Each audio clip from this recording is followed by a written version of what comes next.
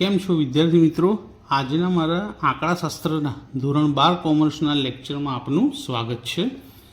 આજના લેક્ચરની અંદર આપણે ધોરણ 12 કોમર્સના આંકડાશાસ્ત્ર વિષયનો ભાગ 1 જેમાં સૂચકાંક ચેપ્ટર નંબર 1 એના સ્વાધ્યાય 1.1નો દાખલા નંબર 3 ભણાવવા હું તમને જઈ રહ્યો છું.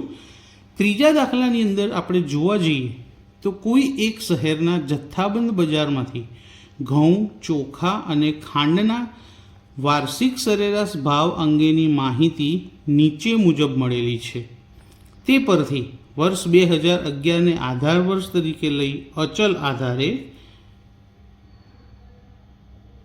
અને પરંપરિત આધારે ત્રણેય વસ્તુઓના ભાવનો સામાન્ય સૂચકાંક ગણો. તો અહીં આપણે બે રીતે સામાન્ય સૂચકાંક શોધવાનો છે, અચલ આધારે અને પરંપરિત આધારે. અને આ એની રકમ આપેલી છે, આપણને વર્ષ આપ્યા છે 2011થી લઈ 2015. અને ઘઉં, ચોખા અને ખાંડ ત્રણ વસ્તુઓના 2011થી લઈને 15 સુધીના અલગ અલગ ભાવ આપ્યા છે. મોસ્ટલી જોવા જઈએ તો વસ્તુઓના ભાવમાં સતત વધારો જ જોવા મળે છે. ક્યાંક રેર કેસમાં જ કોઈ જગ્યાએ એવું હોય કે ક્યાંય ઘટાડો જોવા મળે, પણ અહીં આપણને આ દાખલામાં તો સતત શું જોવા મળી રહ્યો છે? વધારો. તો હવે સૌથી પહેલાં આપણે અચલ આધારે ભાવનો સામાન્ય સૂચકાંક ગણીએ. તો એની અંદર આપણે કોષ્ટક દોરવું પડશે. તો વર્ષ 2011ને આધાર વર્ષ તરીકે લઈને અચલ આધારે સૂચકાંક.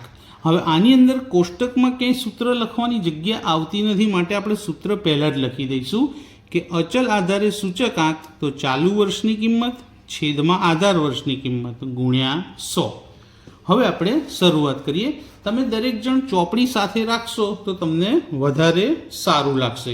તો સૌથી પહેલાં આપણે શું કરીશું? તો આધાર વર્ષ કયું છે આપણું? 2011. તો દરેક ભાવના છેદમાં 2011નો ભાવ આવશે. તો ઘઉંનો જે ભાવ છે, ઘઉંનો 2011નો ભાવ કેટલો છે? જો હું તમને ચોપડીમાં દેખાડી દઉં, 18 રૂપિયા. તો 18 છેદમાં 18 ગુણ્યા 100, 18.50 છેદમાં 18 ગુણ્યા 100, 18.19 છેદમાં 18 ગુણ્યા 100, 19 છેદમાં 18 ગુણ્યા 100, 19.50 છેદમાં 18 ગુણ્યા 100. તો દરેકના છેદમાં 18 આવ્યા. એ જ રીતે ચોખામાં શોધીશું તો દરેકના છેદમાં કેટલા આવશે? 30. અને ખાંડમાં શોધીશું તો એમાં પણ દરેકના છેદમાં 2011નો ભાવ કેટલો આવશે? 30. તો દરેકના છેદમાં 30 આવશે. હવે એની ગણતરી લખીએ. સૌથી પહેલાં આપણે શરૂઆત કરીએ ઘઉંથી. તો ઘઉંનો 2011નો ભાવ છે 18 અને આધાર વર્ષ પણ 2011 છે, એટલે આધાર વર્ષનો ભાવ પણ 18 ગુણ્યા 100 ઇક્વલ કરી જવાબ અહીં લખું છું. તો 18 ઉડી જાય તો શું વધશે? ખાલી 100. હવે ઘઉંનો 2012નો ભાવ છે આપણી પાસે 18.50 છેદમાં 18 ગુણ્યા 100. તો આનો આન્સર આપણને મળશે 102.78. કેલ્ક્યુલેટરમાં કરવાનું 18.50 ગુણ્યા 100 ભાગ્યા 18. ત્યારબાદ 2013નો ઘઉંનો ભાવ કેટલો છે? તમારી પાસે ચોપડી છે, એમાં જોશો તો 18.90 છેદમાં 18 ગુણ્યા 100. તો 18.90 ગુણ્યા 100 ભાગ્યા 18. તો જવાબ મળશે 105. એ જ રીતે 2014નો ભાવ છે 19 છેદમાં 18 ગુણ્યા 100. અને આનો જે આન્સર છે તે મળે છે આપણને 105.56. આ બધી જ ગણતરી તમારે કેલ્ક્યુલેટરમાં કરવાની છે, જાતે કશું જ કરવાનું નથી.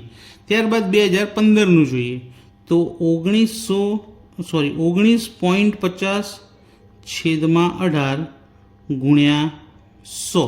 તો પહેલાં ગુણાકાર, પછી કેલ્ક્યુલેટરમાં 18 વડે ભાગાકાર. તો આનો જવાબ આપણને મળશે 108.33.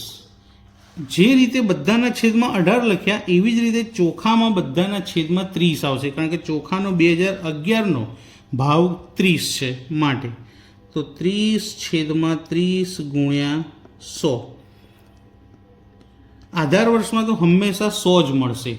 એ જ રીતે બીજું જોઈએ તો બીજામાં આવશે 36 છેદમાં 30 ગુણ્યા 100 અને એનો આન્સર મળશે આપણને 120. ત્યારબાદ આવશે 38/30 ગુણ્યા 100 અને એનો જવાબ મળશે આપણને 126.67. ત્યારબાદ 38/30 ગુણ્યા 100 ફરી સેમ રકમ આવી તો એ જ જવાબ આવશે 126.67. છેલ્લું 39/30 ગુણ્યા 100 અને એનો આન્સર આપણને મળશે 130. હવે એ જ રીતે ખાંડમાં પણ આધાર વર્ષનો ભાવ 30 છે એટલે બધાના છેદમાં કેટલા આવશે? 30 આવશે. તો 30/30 ગુણ્યા 100. મેં કીધું એ પ્રમાણે હંમેશા પહેલું આધાર વર્ષ જે હોય એમાં 100 જ જવાબ મળે. ત્યારબાદ બીજો ભાવ 31/30 ગુણ્યા 100 અને એનો જવાબ આપણને મળશે 103.33. 31 ગુણ્યા 100 ભાગ્યા 30 103.33. એવી જ રીતે 32/30 ગુણ્યા 100 તો આવશે 106.67. ત્યારબાદ 34/30 ગુણ્યા 100 અને એનો જવાબ આવશે 113.33. અને છેલ્લી ગણતરી 36/30 ગુણ્યા 100. આ 36 વાળી ગણતરી કરી લેજે. કેટલો જવાબ આવે તો 120. તો બધાના છેદમાં આધાર વર્ષ લખી અને આપણે ગણતરી કરી. હવે સરવાળો કરવાનો. તો પહેલામાં 100, 100 અને 100 ટોટલ સરવાળો કેટલો થાય છે? 300. એ જ રીતે અહીંયા 102.78 પ્લસ 120 પ્લસ 103.33 તો એનો સરવાળો થાય છે 326.11. અહીં 105, 126.67, 106.67 એનું ટોટલ થાય છે 338.34. અહીં 105.56 પ્લસ 126.67 પ્લસ 113.33 એનો સરવાળો થાય છે 345.56. જો તમે આ દાખલામાં કેલ્ક્યુલેટર પણ સાથે રાખશો અને હું જે બોલી રહ્યો છું ગણતરી કરશો તો તમને કેલ્ક્યુલેટર યુઝ કરવામાં અને કેલ્ક્યુલેટરમાં પ્રેક્ટિસ કરવામાં પણ ઘણી સરળતા રહેશે અને એ વસ્તુ તમને પરીક્ષામાં આગળ કામ લાગશે. તો અહીં આવશે 108.33 વત્તા 130 વત્તા 120 તો જવાબ આવશે 358.33. સરવાળો કરી લીધો. હવે શું કરવાનું છે કે ભાવનો સામાન્ય સૂચકાંક શોધવા. આ જે સરવાળો આવે એને કેટલા વડે ભાગવાનો? 3 વડે. તો તમારા મનમાં સવાલ આવે કેમ 3 વડે? તો અહીં વસ્તુ કેટલી આપી હતી? 3. જો 4 વસ્તુ આપી હોય તો 4 વડે ભાગવાના, 2 વસ્તુ આપી હોય તો 2 વડે. તો શરૂઆત કરીએ ભાગાકારની કે સરવાળો ભાગ્યા 3. તો પહેલાનો સરવાળો છે 300 તો 300 ભાગ્યા 3 અને એનો જવાબ આવશે 100. તો આપણને 2011નો સૂચકાંક મળી ગયો 100. એ જ રીતે 326.11 એને પણ ભાગ્યા 3 અને એનો આન્સર આવે છે 108.70. તો 2012નો સૂચકાંક 108.70. એ જ રીતે 2013 માટે સરવાળો છે 338.34 ભાગ્યા 3 અને એનો ભાગાકાર આવશે 112.78. તે જ રીતે 2014 માટે 345.56 ભાગ્યા 3 અને ભાગાકાર કરતાં મળશે 115.19. છેલ્લું સરવાળો છે 358.33 અને એને ભાગ્યા 3 અને ભાગાકાર કરવાથી મળશે 119.44. તો મિત્રો આપણે અહીં આગળ જે રકમ આપી હતી તેનો અચલ આધારે સૂચકાંક શોધી લીધો છે. કયું આધાર વર્ષ લઈ? 2011. જો તમને આધાર વર્ષ 2012 કીધું હોય તો બધાના છેદમાં 2012ની રકમ લખવાની. પણ પણ આપણને 2011 કીધું હતું, તો આપણે દરેકના છેદમાં 2011ની જ રકમ લખતા હતા. હવે આ જ દાખલો બીજી રીતે, એટલે કે અચલ આધારના બદલે પરંપરિત આધારે આપણે કરવાનો છે. તો પરંપરિત આધારે જોઈએ. પરંપરિત આધાર અને અચલ આધારની અંદર શું તફાવત છે? તો પરંપરિત આધારની અંદર તફાવત એટલો છે કે અચલ આધારમાં બધા છેદ સરખા આવતા હતા, પરંપરિતમાં છેદ સરખા આવતા નથી. તો પહેલાં પરંપરિતનું સૂત્ર લખી દઈએ, કારણ કે કોષ્ટકમાં કંઈ સૂત્ર લખવાની જગ્યા મળતી નથી. તો પરંપરિત આધારે સૂચકાંક બરાબર ચાલુ વર્ષની કિંમત છેદમાં આગળના વર્ષની કિંમત. આગળનું વર્ષ એટલે કે જે ચાલુ વર્ષ હોય એની આગળનું. જેમ કે 2012 હોય તો એનું 2011, 2013 હોય તો 2012, 2014 હોય તો એનું આગળનું વર્ષ 2013, 2015 હોય તો એની આગળનું વર્ષ 2014. અને જો 2011ની આગળનું વર્ષ નથી ખબર તો એના છેદમાં એની એ જ કિંમત મૂકી દેવાની, કારણ કે 2010ની કિંમતો આપી નથી. તો 2010ની કિંમત નથી ખબર તો 2011ની કિંમતને જ 2010ની કિંમત માની દાખલો ગણીશું. તો બધા ચોપડી હાથમાં રાખજો.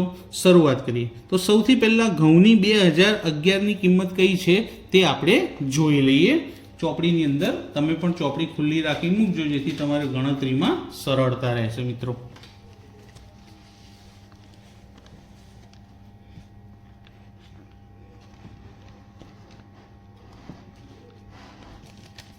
ચલો શરૂઆત કરીએ.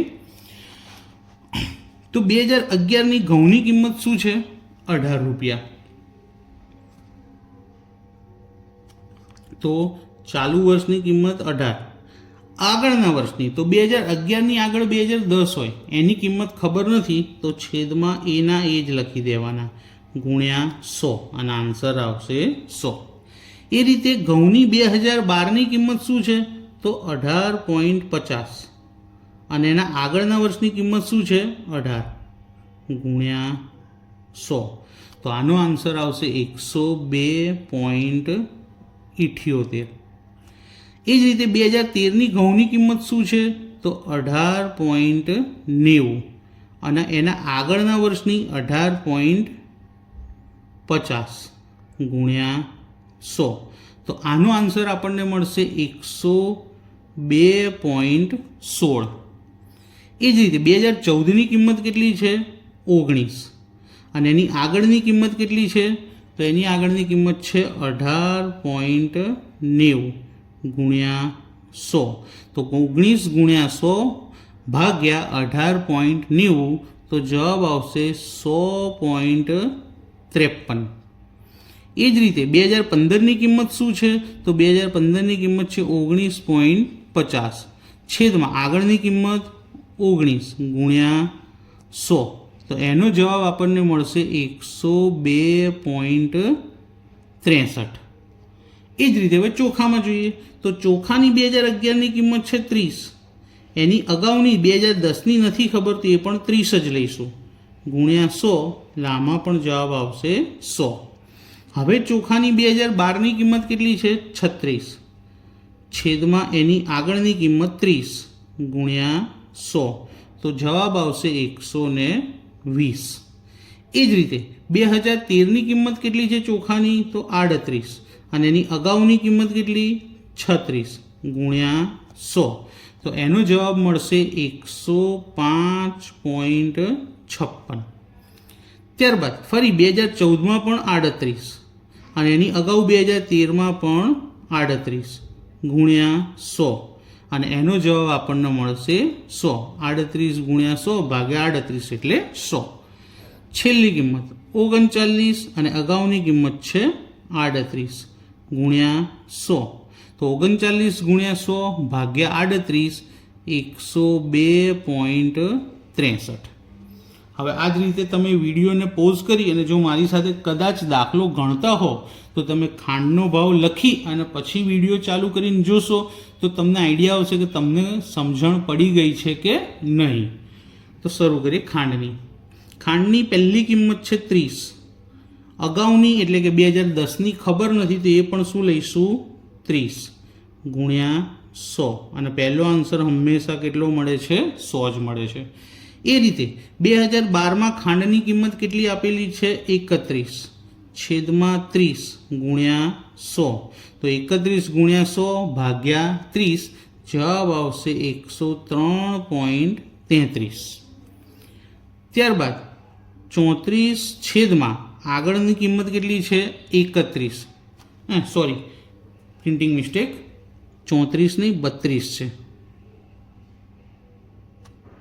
કે ભાઈ 32 છેદમાં આગળની કિંમત શું છે 31 ગુણ્યા 100. તો 32 ગુણ્યા 100 ભાગ્યા 31 જવાબ આપણને મળે છે 103.23. ત્યારબાદ 2014ની કિંમત કેટલી છે 34 અને એની આગળની કિંમત કેટલી છે 32 ગુણ્યા 100. તો 34 ગુણ્યા 100 ભાગ્યા 32 106.25. ત્યારબાદ છેલ્લી 2015ની ખાંડની કિંમત કેટલી છે 36 અને એની અગાઉની કિંમત 34 ગુણ્યા 100. 36 ગુણ્યા 100 ભાગ્યા 34 105.88. તો મિત્રો બધી જ ગણતરી થઈ ગઈ છે. હવે આપણે શું કરવાનું છે સરવાળો. તો પહેલામાં 100 100 અને 100નો સરવાળો તો 100 જ થવાનો.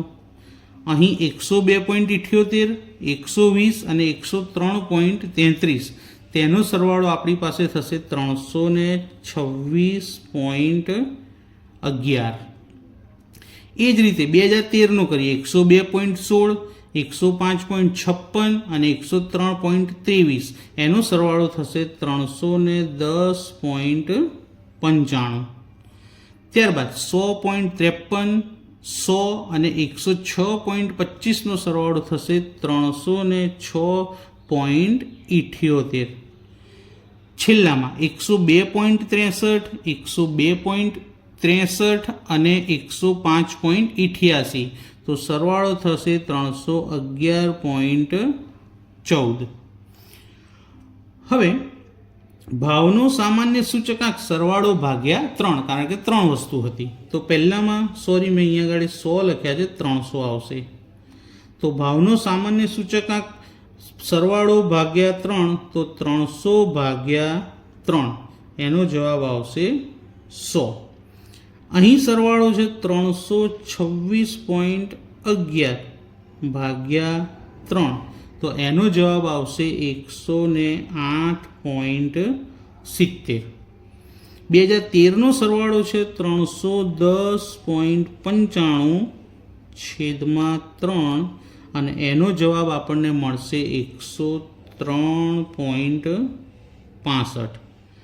2014નો સરવાળો છે 306.78 છેદમાં 3 એનો જવાબ મળશે 102.26. છેલ્લો 311.14 અને એના કેટલા વડે ભાગવાના છે 3, એનો આન્સર આપણને મળે છે 103.71. તો મિત્રો આ હતો આપણો સ્વાધ્યાય 1.1 એનો દાખલા નંબર 3. એની આ પહેલી રીત હતી અચલ આધારિત સૂચકાંક. એકવાર હું તમને આખું કોષ્ટક બતાવી દઉં, તમારે સ્ક્રીનશોટ લઈને ગણવું હોય તો ગણી શકો છો. ત્યારબાદ આ હતો પરંપરિત આધારિત સૂચકાંક. એનું પણ એકવાર આખું કોષ્ટક બતાવી દઉં, તમે સ્ક્રીનશોટ લઈ ગણવું હોય તો ગણી શકો છો. તો અહીંયા આપણો સ્વાધ્યાય 1.1નો દાખલા નંબર 3 જેની બંને રીત અચલ આધાર અને પરંપરિત આધાર અહીં પૂર્ણ થાય છે. તો વિદ્યાર્થી મિત્રો, આ વિડીયોની અંદર તમને કંઈ સમજ ના પડી હોય અથવા તો તમને પૂરેપૂરી સમજ પડી ગઈ હોય તો આ વિડીયો તમને કેવો લાગ્યો, પસંદ આવ્યો, ના આવ્યો, કે એની અંદર કોઈ સુધારો કરવાની જરૂર છે? અને જો પસંદ આવ્યો તો આગળ તમારા ફ્રેન્ડ્સને અને તમારા સર્કલની અંદર ક્લાસમેટ્સને બધાને શેર કરજો, જેથી કરી અને મારી ચેનલના ફોલોવર્સ વધે અને તમને નવા ને નવા વિડીયો મળતા રહે. Thank you.